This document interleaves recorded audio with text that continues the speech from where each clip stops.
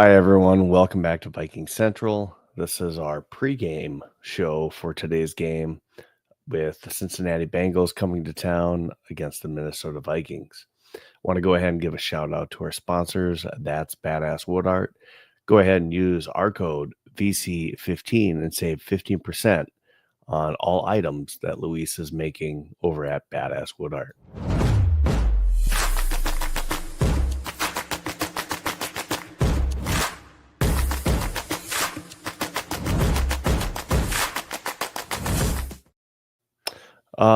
So as we get into today's game, if you have any questions, comments, go ahead, put them on either our social media that this is streaming over on X, YouTube, or Facebook. I'll go ahead and get to those comments as we're going through this.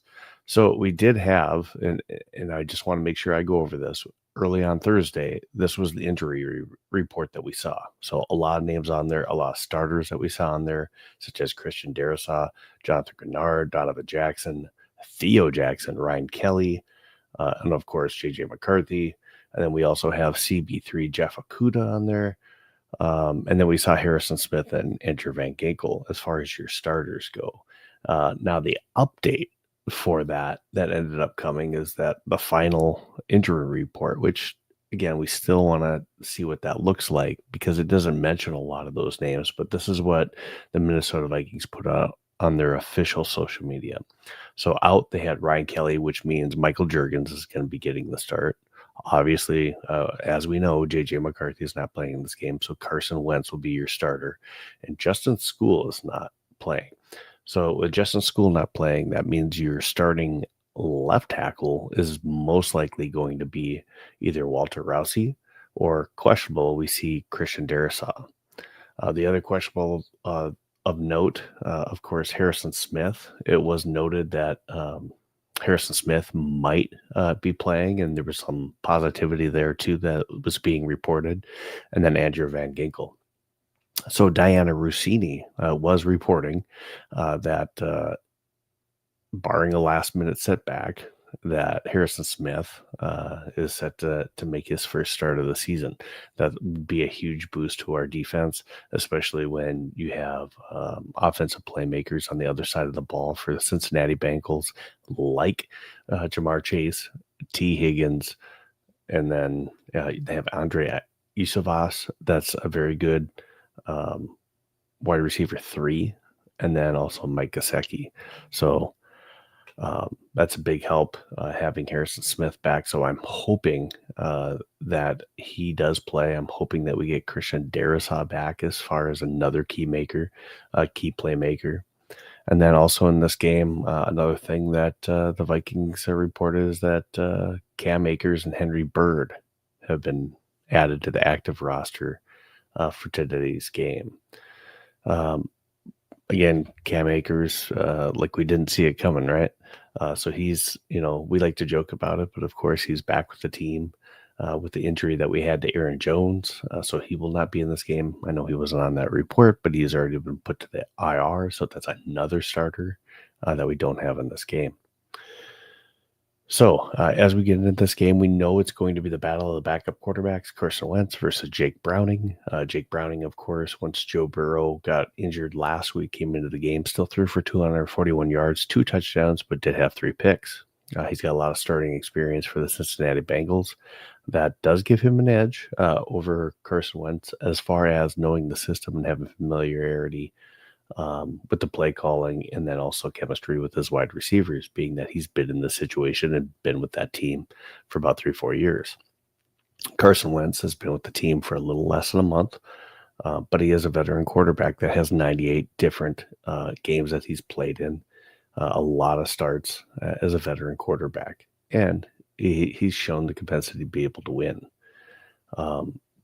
So Carson Wentz, hopefully he does give us that spark, just like the article that we wrote on our Substack. Please make sure that you check that out and read that. But we hope that he gives a spark today to this offense that has definitely been struggling over these last 2 games. For 7 of the 8 quarters, they've been struggling. So can he be that leader? Can he be that offensive spark for this team? We'll see today.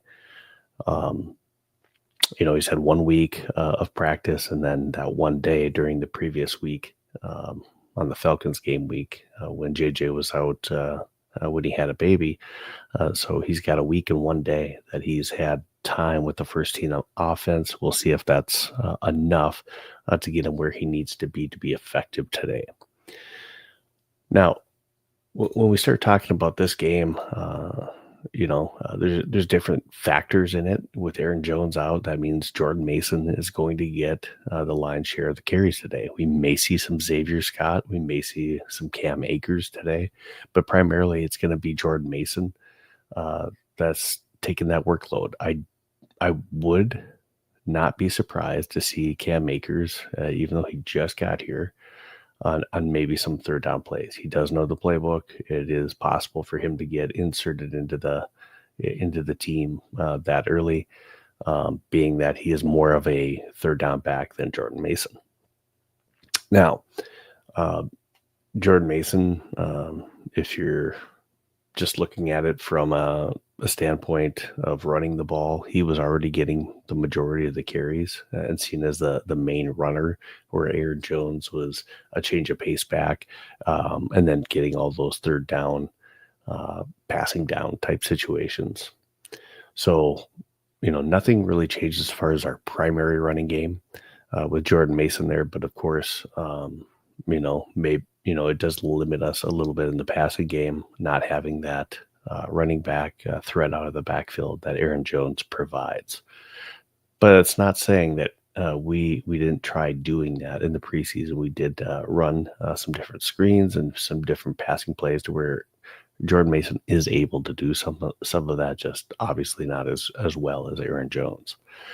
Also in this game, we have to be concerned at that left tackle position. The Cincinnati Bengals, Trey Hendrickson's coming. The rest of that defense, is struggling a little bit. They do have their starting cornerback, Cam Taylor-Britt, that is not playing in this game. He's, planned to not play in this game. He is doubtful going into this. So that's great for us to hear. So they're injured a little bit at corner. That helps us out, and we need that with all the injuries we have on our team. But with Cam Taylor-Britt out, again, I still think that they're going to be doubling Justin Jefferson, and a lot of pressure on that left side. Maybe we double team. We put Oliver over there to help out, whether it's Walter Rousey or, possibly even at times if it's if it's CD, if CD's playing, Christian Darrisaw, if he's playing, that means he's healthy. Basically he's kind of made the comment that he's not going to step on that field and rush it. Basically that he knows his body, he knows when he's ready to play. So if we see him, I would imagine he's healthy. But I would still bet that the Vikings do chip a little bit on the Trey Hendrickson side of the ball. Again, he did have a full practice and a limited practice this week. Christian Darrisaw did. That is encouraging, but there's no guess, I guess. You could say flip of the coin, if you will.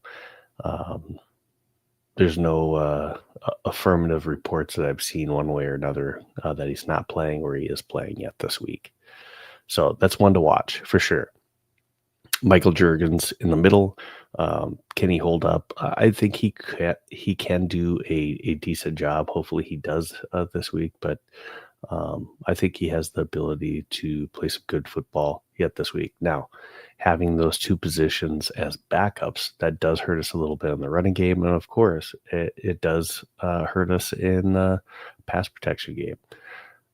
So we could see some quicker passes. So some screens, different out routes, mesh that we're trying to run, stuff that is quick developing. The other thing I think that we will see with our passing game is a lot more play action. And again, trying to run plays that are away from that left side of the ball when we have a backup, unless we're throwing another guy over there like Oliver. So that does limit us. It makes us a little bit predictable, but we'll see how we play that today. Maybe we don't think that's going to be a weakness once we throw another tight end over there. And then we can kind of double and have some help for Walter Rouse if he's the individual that's over on that side. It did look like we're going to have Jeff Okuda back. That's a positive. I hope that we have Andrew Van Ginkel back in this lineup. So if we get Okuda back, we get Harrison Smith back, and we get Van Ginkel back, that's going to be a huge boost to this defense, and that's really going to help us. And we're going to need it. They got a lot of offensive firepower on that side of the ball. We can't forget about Chase Brown, their running back. He's a 3-down back that we need to cover throughout this game. So that's going to be crucial to have as many of our starters back playing in this game to be able to kind of limit the amount of points that they're able to put on the board. So in this game, with Jamar Chase and T. Higgins, they're bigger wide receivers. Our smaller corners are going to struggle a little bit, in some of those coverage opportunities. So are we playing? I do expect us to have the bend break mentality. Both of those receivers do like to go over the top, especially Jamar Chase. So with that being the case, our safeties are going to have a lot of work. We'll probably be making sure that we have a lot of shell coverage in our secondary, making sure that we're kind of covering that piece of over the top. So what does that mean? So that does mean that Cincinnati is going to try to exploit the middle of our defense in our flat routes because those are going to be a little bit more exposed because we're trying to limit a lot of those big plays. So maybe with that being said, we're going to have success with only rushing 4 a lot of the times, which hasn't been great for us so far this year. So either rushing with 4 or whether we set up blitz, we are, when we do send those blitz packages, we either got to get home or we got to make sure that,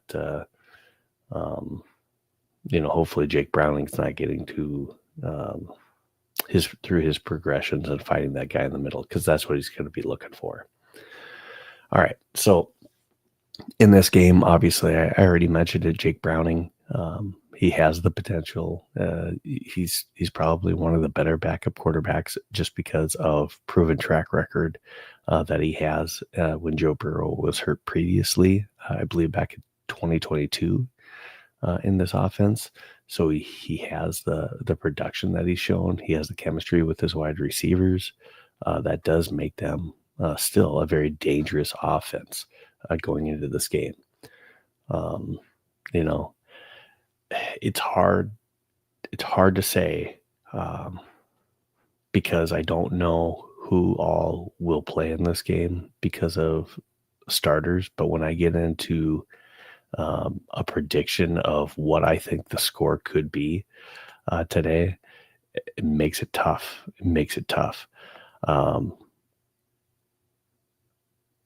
My score prediction would change if I knew that Christian Darrisaw was playing for sure, and I knew like Van Ginkel was going to be playing today.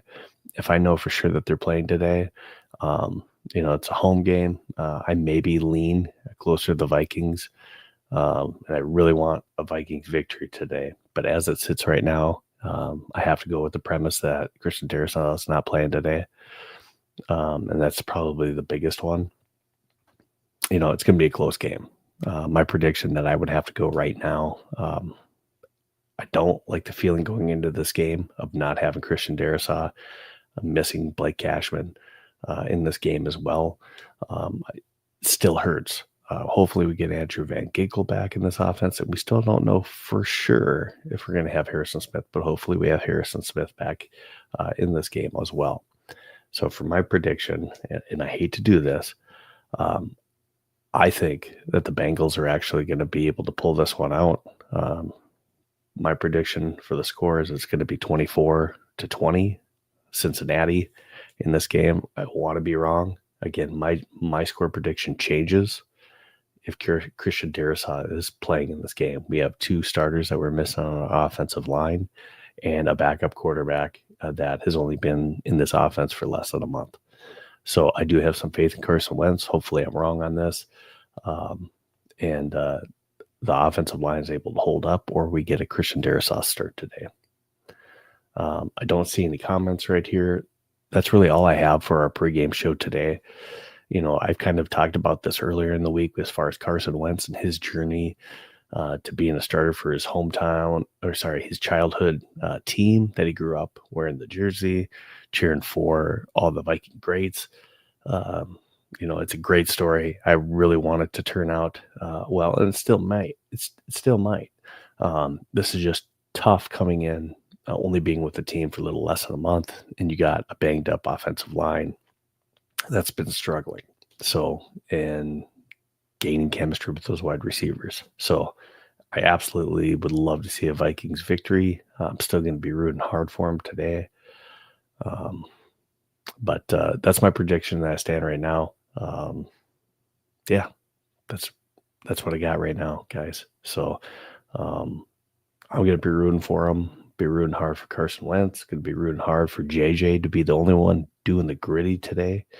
I know earlier in the week I talked about Jamar Chase came out saying that he wants to do the gritty in Minnesota, because the question was, is he allowed to do it on Justin Jefferson's field? And, he was, a little bit of smack talk, so hopefully that's bulletin board material for our defense. But, yeah, I want to see us be the only ones doing the gritty in the end zone, whether it's Adam Thielen, whether it's Justin Jefferson. I don't want to see any gritties from Jamar Chase. So hopefully we're doubling him, making sure that shell coverage, we can kind of lock him up as much as we possibly can.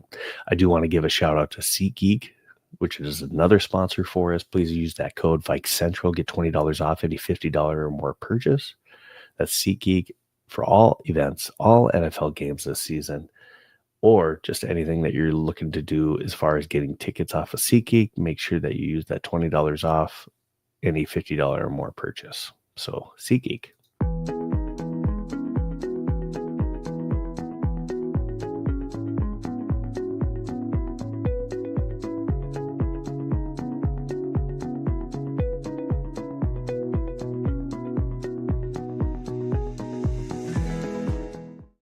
You can use that QR code or the link that you see up in the upper right, homage.sjv.io/Vikings.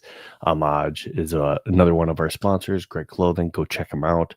It's another way that you can help support us as well and be fashionable, especially with some of your Vikings clothing that they also have on their store. They have all kinds of different brands, different sporting teams. So go check them out as well, too. After the game, don't miss our post game. Hopefully we're celebrating a Vikings win, but I'll be on with you after the game as well too, just kind of covering some of the things that I saw from that game and what we can maybe look for into week 4. Again, week 4, exciting stuff. We get Jordan Addison back as well too into week 4. So hopefully when we go overseas, not only are we getting Jordan Addison back, we for sure have a Christian Darrisaw, and maybe we get some starters healthy that we're bringing overseas, and hopefully we can go overseas in Europe and bring back 2 dubs. For Vikings Central, I'm Steve. Look for us on the post game. I'll see you then. Skol Vikings, go get that win. Rooting for you all day, Carson Wentz. Light that spark button. All right. Talk to you guys later. Out here.